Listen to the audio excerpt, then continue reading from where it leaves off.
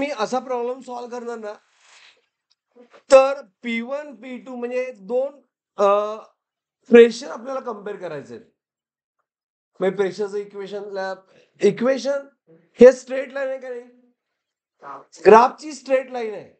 म्हणजे आपल्याला equation between कसं पाहिजे काय पाहिजे हे इक्वेशनचं स्टँडर्ड आहे.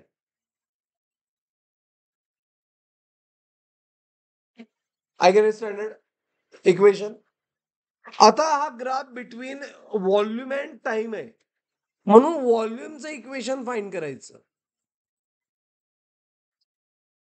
NR by P. बरोबर. म्हणजे volume is a directly proportional to what? Temperature. म्हणून स्ट्रेट लाईन आला. मग हे NR बाय P काय आहे?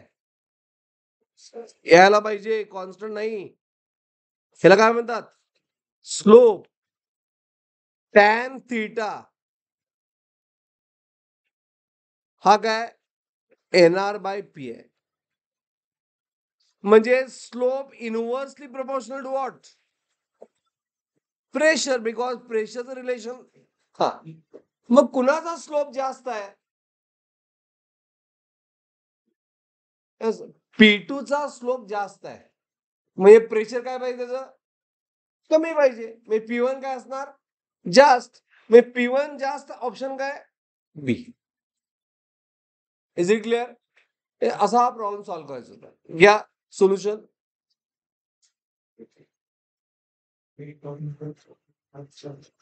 त्याचं इन्क्लिनेशन जास्त आहे ना, म्हणून slope of P2 is a more than slope of P1.